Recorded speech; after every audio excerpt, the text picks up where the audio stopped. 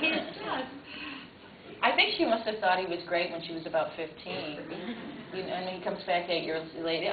She says no to him from the first moment. In fact, the most difficult acting thing for me in the opera is that through the whole first couple of scenes, she is just moping, and she's so sad, and she comes on with this air of tragedy. And she's been missing him and been miserable for 8 years because she was forced into this marriage.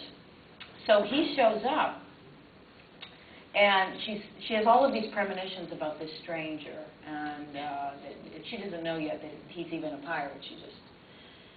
And finally she realizes who it is, and she says, "It's him! It's him! You've got to go." That's it. That's their joyful reunion.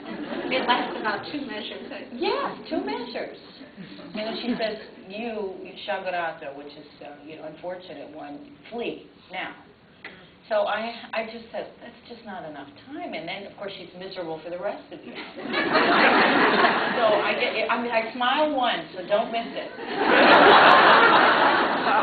You want to tell us when? It's a recognition. It's him, and that's it. You said you composed when you were 12. Well, your parents were musicians. Tell us about that. Right. Well, nobody believes me now, but I was really painfully shy as a kid. And I know a teacher called my parents up once and said, we're concerned that we think Renee's a little withdrawn.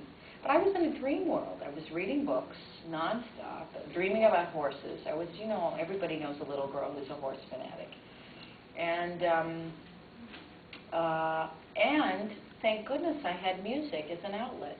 And it became, I composed out of, I know for a fact it was out of need. I needed to express things that I could not verbally express. And I composed a lot between the ages of about 11 or 12 and 19. And then and it's funny because I hated being shy. I hated it so much. I knew it was making me miserable, and I knew I shouldn't be afraid of people. And ultimately, I worked on that so much by having friends as role models. I would see a gregarious friend, and I would just study them and say, how do they do that? And ultimately, I stopped writing, and I think it's because I didn't need to anymore. What kinds of music did you write? Well, it's funny. I wrote songs. I had the good fortune to be in a course taught by an Eastman doctoral candidate for a couple of talented students throughout the city of Rochester. And I wrote songs. I wrote songs at the piano. I wrote songs at the guitar. I wrote art songs and kind of more pop songs. And the strange thing is,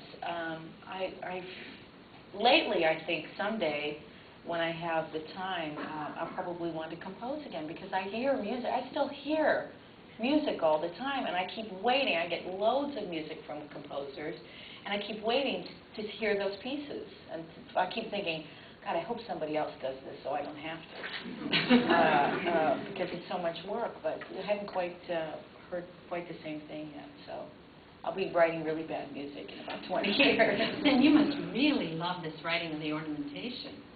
I enjoy it, yeah. I enjoy it. It's unfortunately, I can't, you're not totally free because when you're singing already for 15 minutes in the scene, I have to be very careful about what I write. I have to write things that fit me very